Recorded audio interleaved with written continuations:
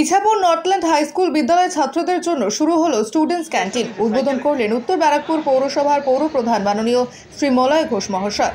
বিদ্যালয়ে ক্লাস 5 থেকে ক্লাস 12 এর ছাত্রদের জন্য শুরু হলো স্পোকেন ইংলিশ ক্লাস একটি পেশাদারী সংস্থার সাহায্যে। একই সঙ্গে নর্থল্যান্ড এস্টেটে খাবারের গাড়ির প্রবেশ নিষিদ্ধ হলো প্রায় 6 বছর আগে। মিড ডে মিল পায় 5 থেকে 8 এর ছাত্ররা। 9 থেকে 12 এর ছাত্ররা না পায় মিড ডে মিল, না পায় কোনো খাবারের দোকান। খাবার লাগতো, কষ্ট হতো।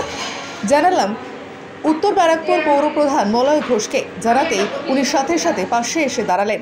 ওনার সেলফ হেল্প গ্রুপের মহিলাদের ব্যবস্থা করে দিলেন এবং স্কুলের প্রধান শিক্ষক স্বপ্নের প্রজেক্ট ছিল ছাত্রদের জন্য নতুন নতুন স্বপ্ন দেখতে ভালোবাসি।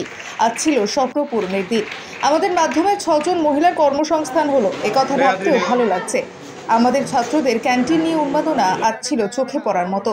ওদের আর খাবারের অভাব রইল না, খিদে পেলে আর কষ্ট হবে না। একই সঙ্গে ক্লাস 5 থেকে ক্লাস 7 এর ছাত্রদের জন্য আজ থেকে শুরু হলো স্পোকেন ইংলিশ ক্লাস একটি পেশাদারী সংস্থার মাধ্যমে। উদ্বোধন করলেন গারুলিয়া পৌরসভার পৌরপ্রধান মাননীয় শ্রী রমেন দাস মহাশয়। আগামী দিনে জিকে ক্লাস ও স্পোকেন ইংলিশ ক্লাস ছাত্রদের সর্বভারতীয় প্রতিযোগিতায় অনেক এগিয়ে রাখবে।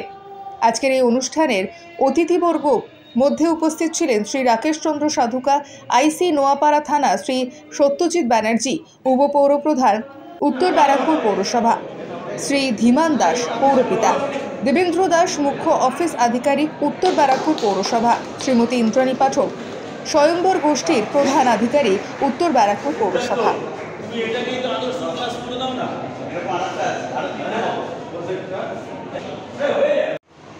স্যার, আজকে ইছাপুর নর্থল্যান্ড হাই স্কুলে আপনারা স্টুডেন্টের জন্য একটি ক্যান্টিনের উদ্বোধন করলেন।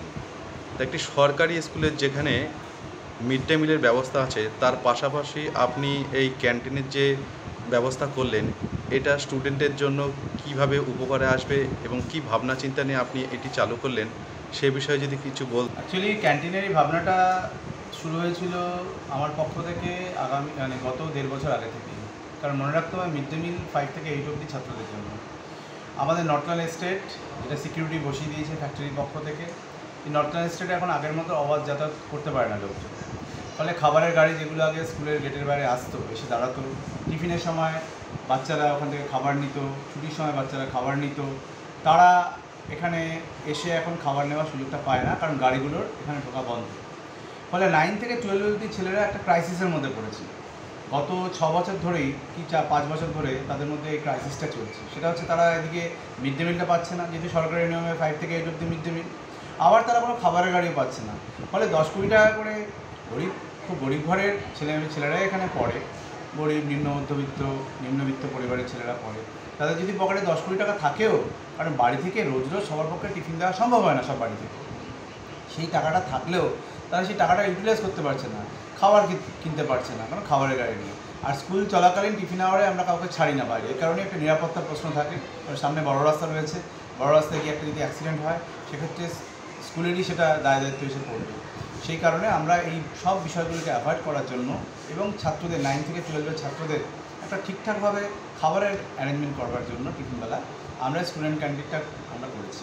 এবং স্টুডেন্ট ক্যান্টিনটা করার জন্য আমাদেরকে সাহায্য করেছেন উত্তর ব্যারাকপুর পৌরসভার স্বয়ম্বর গোষ্ঠী মহিলাদের দিয়ে 5-6 মহিলা মিলে আমরা স্টুডেন্ট ক্যান্টিনটা চালু করলাম।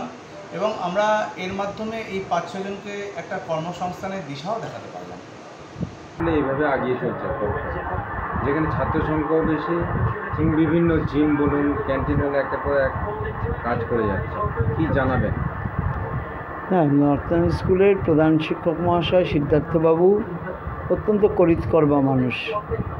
খালি গভর্নমেন্টের টাকা নয়, উনি বিভিন্ন প্রতিষ্ঠান থেকে এক্সাইড ব্যাটারি তারা কিছু টাকা তাদের ডোনেশন করেছে, সেইটা দিয়ে একটা নতুন ক্লাসরুম তৈরি করেছে, যেখানে আপনার থাকবে, প্রজেক্টর মেশিন থাকবে, ছেলেমেয়েরা ওখানে বসে প্রজেক্টর মেশিনের মাধ্যম থেকে উন্নত মানের শিক্ষা লাভ করতে পারবে।